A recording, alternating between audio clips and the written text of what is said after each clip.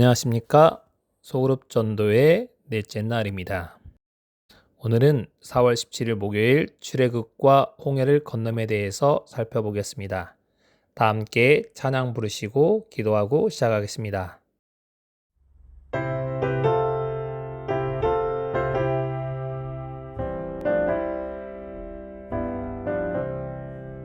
예수 앞에 나오면 모든 죄 사하고 주의 품에 안기어 편히 쉬겠네.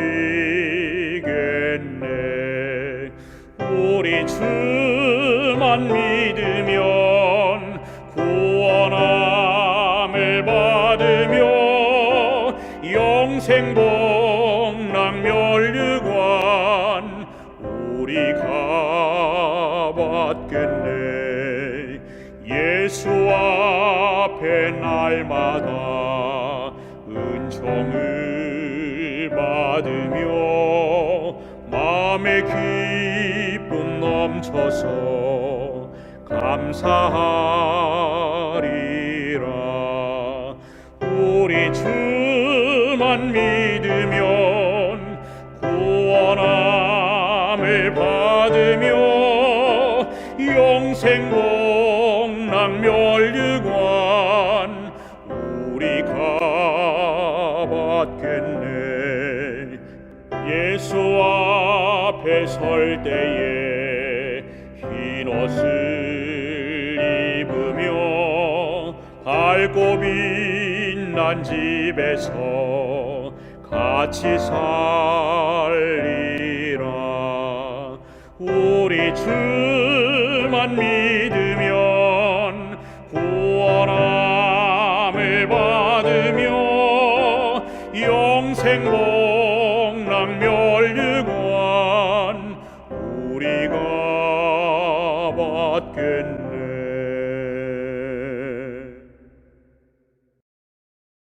사랑이 많으신 아버지 하나님, 오늘도 출애굽 속에서 이스라엘 백성을 인도하신 하나님의 사랑과 이스라엘 백성들을 인도하여서 홍해를 건너게 하신 그 사건을 통하여 저희가 현대에 배울 교훈들을 살펴보도록 하겠습니다. 말씀을 통해 은혜 받는 시간 될 수 있도록 주의 은혜가 함께하여 주시기를 사랑과 은혜가 충만하신 그리스도신 예수님으로 간절히 기도합니다. 아멘. 전원동교회 춘계 소그룹 전도회 총주제 애굽에서 시내산까지의 주제 중에 네 번째 출애굽과 홍해를 건nom에 대해서 오늘은 살펴보고자 합니다. 함께 성경 말씀 출애굽기 15장 26절 읽겠습니다.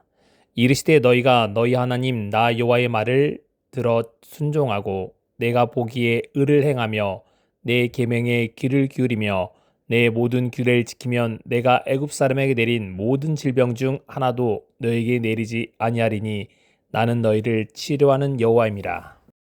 이스라엘 백성들의 출애굽과 홍해를 건너는 것은 하나님의 보호와 인도하심을 보여주는 놀라운 사건입니다. 이스라엘 백성들에게는 갑작스러운 출애굽일 수 있지만 이 모든 것은 다 이스라엘 백성을 위한 하나님의 계획하심이었습니다. 이 부분을 함께 살펴보도록 하겠습니다. 첫 번째, 출애굽을 위한 이스라엘 백성들에게 준비시키셨습니다. 출애굽은 이스라엘 백성들에게는 갑작스러운 수 있었지만 하나님께서는 군중을 위해 준비를 시키셨습니다. 그들을 통제할 수 있도록 조직적으로 준비하신 겁니다. 먼저 군중들을 여러 무리로 나누어 지도자들로 그들을 인도하도록 지도자를 임명하셨습니다.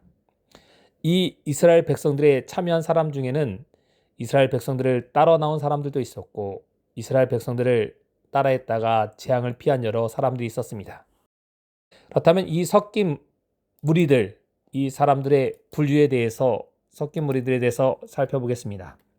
첫 번째, 신앙인들이 있었습니다. 이스라엘 백성들의 하나님을 믿는 신앙을 보고 그들의 신앙을 보고 따라 나온 사람들이 있었습니다. 두 번째, 도피자들이었습니다. 애굽에 있다가는 재앙으로 인해서 죽을 것 같아서 이스라엘 백성들을 따라 재앙을 피하게 따라 나온 사람들이 있었습니다. 세 번째는 호기심이 많은 자들이었습니다. 이스라엘 백성들을 따라가면 뭔가 다른 게 있을 거다. 흥분과 호기심으로 그냥 얼떨결에 군중을 따라 나온 사람들이 있었습니다. 이런 사람들로 인하여 잠깐의 이스라엘 백성들의 그런 기적들을 보고 제대로 된 신앙을 갖지 않고 있는 사람들이 따로 남으로 인하여 이스라엘 백성들에게 이 사람들은 방해와 올무가 되었습니다. 늘 불평과 불만의 시작점이 이들에게서 시작되었기 때문입니다. 이제 이스라엘 백성들은 하나님의 인도하심을 받았습니다. 이스라엘 백성들에게는 약점이 있었습니다. 그 약점은 이스라엘 백성들은 노예 생활을 오래 하였기 때문에 강력한 적과 싸울 준비가 아직 되어 있지 않았습니다. 전술 훈련이라 여러 가지 훈련을 받지 않았기 때문이었습니다. 두 번째, 그들은 250년 동안 애굽에 살면서 애굽 사람들에게 많이 동화된 부분도 있어서 하나님에 대한 지식이 없었습니다. 또한 믿음도 거의 없었습니다. 이런 이스라엘 백성들을 생각하셨던 하나님께서는 그들에게 강력한 적을 만나도록 하지 않으셨습니다. 이스라엘 백성과 형제 관계에 있던 에서의 후예인 에돔 족속과 만날 위험이 있었기 때문에 그 길로 가지 않으시고 그들과 만나지 않는 홍해 길로 하나님께서 인도하셨습니다. 하나님은 애굽을 심판하신 심판의 하나님이십니다. 무서운 분으로 될 수 있지만 그런 분이기도 하시지만 이스라엘 백성들을 사랑하신 긍휼과 사랑의 하나님이시기도 하십니다.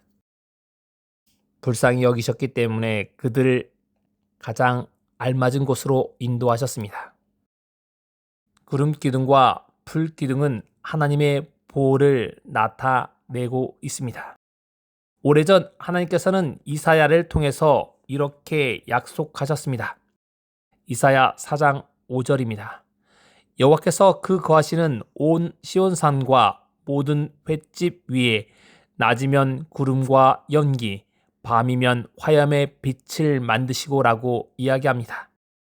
이사야는 악의 세력과 싸우는 최후의 대쟁투에서 이 상징을 언급했습니다. 이 약속이 실제적으로 이루어졌습니다. 이스라엘 백성들이 행해야 될 이 사막은 낮에는 뜨겁고 밤에는 추웠습니다. 낮에는 40도 이상 거의 50도가 넘게 올라가기 때문에 구름 기둥을 통하여 그들을 선선하게 만들어 주셨고 밤에는 영하권까지 떨어지는 이 광야 생활을 보호하시기 위해서 불 기둥을 통하여 그들을 따뜻하게 보호하셨습니다. 이사야를 통해서 수백 년 전에 예언한 그 예언이 이스라엘 백성들의 머릿속에 떠오르게 되었습니다. 하나님의 인도하심에는 결코 부족하거나 전혀 준비되지 않는 게 없다는 것입니다. 우리들 삶에서도 하나님의 인도하심이 늘 함께 하심을 깨닫고 하나님께 간절히 기도하는 하루가 되기를 바랍니다. 이스라엘 백성들을 보내놓고 며칠이 지났습니다. 그러자 애굽의 신하들이 장례를 치르고 난 왕에게 이렇게 이야기합니다. 노예들이 도망갔고 이제 다시 돌아오지 않게 될 거라고 이야기합니다. 이제 이들이 없으면 애굽에 여러 가지 건축물을 짓는데 문제가 발생하고 자신들은 노예 없이 지금까지 생활하지 않았기 때문에 삶에 어려움이 있게 될 거라고 얘기합니다. 그리고 어리석은 일이었다고 얘기합니다. 백성들은 장자의 죽음은 하나님의 능력이 아니었음을 얘기합니다. 그냥 우연적인 일이었다고 이야기합니다. 그리고 자연현상이라고 설명합니다. 갑자기 나일강이 붉게 물들어서 물고기들이 죽음으로 인하여 그들로 인하여 물에 살 수 없었던 개구리가 물 바깥으로 나왔고 개구리가 죽음으로 인하여 여러 가지 질병들이 생겼고 그로 인하여 여러 가지 동물들이 문제가 생겼고 하늘의 자연현상들은 우연히 일어났던 일이라고 왕을 설득하기 시작합니다. 그러자 이제 정신이 들었던 왕이 이렇게 얘기합니다. 우리가 어찌같이 하여 이스라엘을 우리의 섬김에서 놓아 보내었는고 라고 출애굽기 14장 5절에 왕이 고백합니다. 우리가 잘못 생각했다. 그들을 보내는 게 아니었다라고 이야기합니다. 그래서 그들은 이 부분 때문에 다시 회의하기 시작합니다. 우리는 잘못했다. 다시 이스라엘 백성들을 데리고 와야겠다. 그래서 가장 강한 추격조를 선발하여서 이스라엘 백성들을 따라가기 시작합니다. 전차 부대와 기마 부대를 이용하여 그들을 따라갑니다. 이스라엘 백성들이 떠난 지 3일이 지났을 때 추격했지만 왕의 강력한 군대는 금방 그들을 따라잡을 수 있었습니다. 그래서 저 멀리 흙먼지를 날리면서 오는 애굽의 군대들을 보고 이스라엘 백성의 가장 후미에 있던 사람들에게 이야기하기 시작합니다. 애굽의 군대가 우리를 쫓아오고 있다. 이 소식은 가장 끝에서 가장 앞에까지 순식간에 전달되었고 이스라엘 백성들은 애굽의 군대를 보고 두려움에 사로잡히기 시작합니다. 이 모든 시작에는 섞인 무리들이 있었습니다. 이스라엘 백성들 따라 나왔던 그들이 그 분위기를 조장합니다. 그리고 이렇게 불평하게 만듭니다. 애굽에 매장지가 없으므로 당신이 우리를 이끌어내어 광야에서 죽게 하느냐라고 모세에게 불평하기 시작합니다. 그리고 백성들은 입에 담지 말아야 될 말을 하게 됩니다. 하나님의 인도하심을 부정한 고백을 합니다. 애굽 사람을 섬기는 것이 광야에서 죽는 것보다 낫겠노라라고 대답한 것입니다. 그들은 두려움에 사로잡혀서 하나님을 잃어버렸습니다. 그러나 지도자였던 모세는 40년 전과 달랐습니다. 하나님의 능력이 아닌 자신의 능력으로 하려고 했던 모세가 아니라 이제 하나님에 대한 믿음의 확신이 있었던 모세는 하나님께서 지시하셨기 때문에 결코 두려워하지 않았습니다. 침착하게 그는 백성들에게 이렇게 이야기합니다. 너희는 두려워 말고 가만히 서서 여호와께서 행하시는 구원을 보라. 너희가 오늘 본 애굽 사람을 또 다시는 영원히 보지 못할 것이다 라고 하나님의 약속에 대해서 강력하게 주장합니다. 지도자가 이렇게 말했을 때 백성들은 신뢰했어야 하지만 백성들은 아직도 우왕좌왕합니다. 그러자 모세가 이렇게 선언합니다. 출애굽기 14장 14절입니다. 여호와께서 너희를 위하여 싸우시리니 너희는 가만히 있을지어다. 승리를 선언한 겁니다. 우왕좌왕도 하지 말고 가만히 있어라. 침착해라. 너희가 지금 흥분할 때가 아니다. 너희는 싸울 필요가 없다. 하나님께서 다 해결해 주실 거니 걱정하지 말라라고 백성들을 안심시킵니다. 모세 확신으로 인하여 첫 번째 구름 기둥이 이스라엘 백성에게서 애굽 군대 쪽으로 이동하게 됩니다. 애굽 군대 사이로 내려가서 하늘에 있던 구름이 내려와서 그들 사이를 가로막습니다. 애굽 사람이 더 이상 쫓지 못하도록 만든 것입니다. 그리고 이 구름으로 인하여 그들은 흑암에 사로잡히게 됩니다. 흑암이 장벽이 되어 더 이상 앞으로 전진할 수 없었습니다. 하나님의 구름 기둥은 내려와서 이스라엘 백성에게 빛을 주셨습니다. 애굽인들에게는 어둠을 주신 하나님께서 이스라엘 백성들에게는 빛을 주신 겁니다. 오늘도 우리의 빛 되신 그분께서 우리들의 앞길을 인도하실 겁니다. 이 기적이 일어나고 두 번째 또 다른 기적이 일어납니다. 모세가 지팡이를 들고 홍해 바다를 향해 들었을 때 밤새 바람이 불어서 홍해 바다를 양쪽으로 갈라지게 만들었습니다. 그래서 양편의 벽같이 만들어져서 이스라엘 백성들은 마른 땅처럼, 마른 육지를 걷는 것처럼 바다를 건너게 됩니다.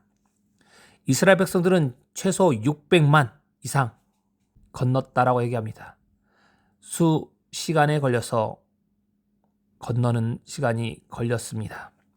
수백만의 이스라엘 백성들이 안전하게 홍해를 건널 때까지 애굽에는 흑암이 있었습니다. 이스라엘 백성들이 다 건널 쯤 이 흑암이 거두어졌습니다. 애굽 사람들은 처음에 혼란과 낙담에 사로잡혔습니다. 그러나 이 흑암이 거치자 바다에 길이 난 걸 보고 그들은 이스라엘 백성들을 따라 그 바다에 접어들었습니다. 그리고 그들은 중간까지 다가옵니다. 이스라엘 백성들은 다시 혼란에 빠집니다. 애굽 군대가 곧 가까이 와서 그들에게 올 것처럼 보였습니다. 그럴 때 모세가 하나님의 지팡이를 다시 바다로 향하여 내밀자 쌓였던 물이 합쳐져서 애굽의 군대를 삼켜버립니다. 하나님의 인도하심이 있었던 겁니다. 하나님의 크신 능력이 발휘되는 순간이었습니다. 애굽의 군대가 약해지게 되어서 그 주변 나라들을 치는데 어려움을 겪게 되었다는 것이 역사적인 증명입니다. 모세의 확신으로 인하여 모세와 백성들은 이제 하나님의 구원하심을 경험합니다. 여호와께서 홀로 그들을 구원하셨습니다. 이스라엘 백성들은 정말 모세의 말처럼 아무것도 한 것이 없습니다. 그들은 가만히 있었습니다. 홍해를 건넌 이스라엘 백성의 이야기는 하나님의 구원과 인도하심에 대한 강력한 증거가 되었습니다. 홍해에서의 그들은 구원과 찬양의 노래를 부릅니다. 그들은 감격하여 찬양의 노래를 부릅니다. 이 노래는 모세의 누나인 미리암이 선창했습니다. 이 노래는 인류에게 알려진 것 중에 가장 오래되고 장엄한 노래입니다. 절로 노래가 나온 것입니다. 그들은 구원과 찬양의 노래를 불렀습니다. 이 노래는 이스라엘 백성들에게 영원히 지울 수 없는 강력한 인상을 준 사건에 대해서 노래로 남긴 것입니다. 그들은 정말로 해방된 것입니다. 세대를 넘어서 그들은 찬양을 되풀이합니다. 각 시대를 통해 예언자들과 노래한 사람들에 의해서 이 노래는 되풀이되었습니다. 이 노래는 미래의 승리에 대해서 예언해 준 사건입니다. 모든 의의 원수가 멸망하게 될 것이고 하나님의 백성이 최후의 승리를 거둘 거라는 대쟁투의 승리를 의미하는 노래가 바로 이 노래입니다. 하나님께서는 우리에게 죄 속박에서 해방시켜 주시겠다고 약속하셨습니다. 하나님은 우리의 영혼을 죄 속박에서 벗어나게 해 주십니다. 그렇기 때문에 우리도 히브리 백성처럼 마음과 뜻과 목소리로 여호와를 찬양해야 합니다. 우리에게는 찬양의 의무가 있는 것입니다. 우리의 인생 속에서 그분의 귀한 일을 인하여 늘 찬양해야 합니다. 우리가 찬송해야 하는 이유는 위대한 구속의 경륜 속에서 우리 앞에 제공된 복된 소망을 인하여 하나님을 찬송해야 됩니다. 하늘의 유업과 풍부한 약속들을 인하여 그분을 찬송해야 합니다.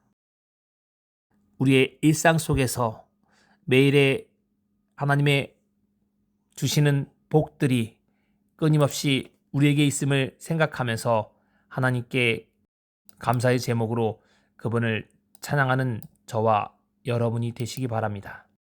우리는 그분을 끊임없이 찬양해야 합니다.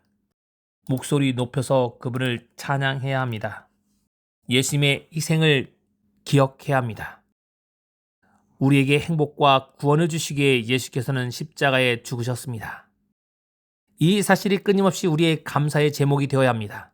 예수님의 희생으로 인하여 우리에게는 구원의 희망이 있습니다. 구원의 약속을 주십니다.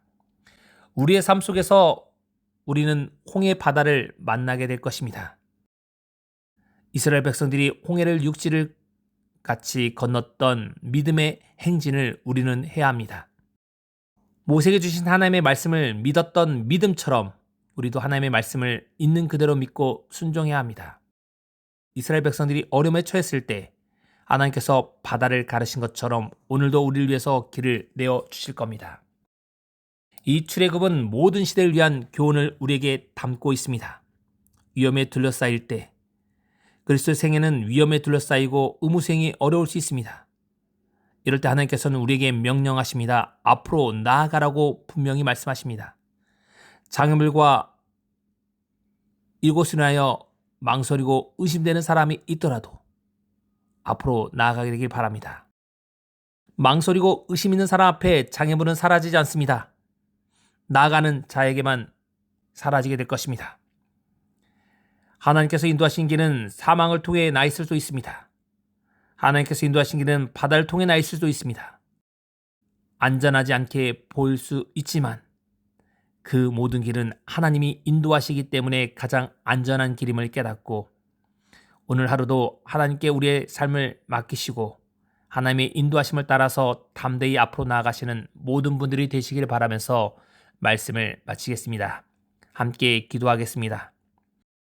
오늘 우리의 삶 속에서도 막막한 홍해 바다를 만나고 뒤를 보면 이스라엘 위협한 애굽의 군대같이 사단의 온갖 어려움과 역경을 인하여 사면초가에 놓이는 상황 속에서 하나님을 신실히 바라보는 재림 성도가 될 수 있도록 은혜 베푸시기를 간절히 기도합니다.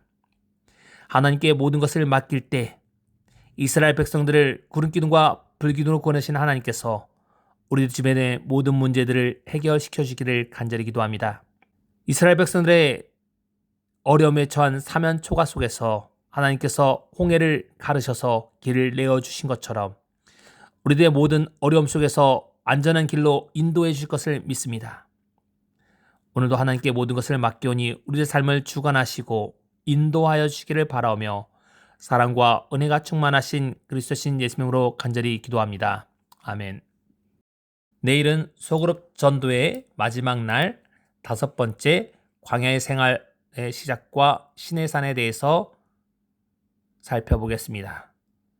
말씀으로 은혜 받는 시간 되시기 바랍니다.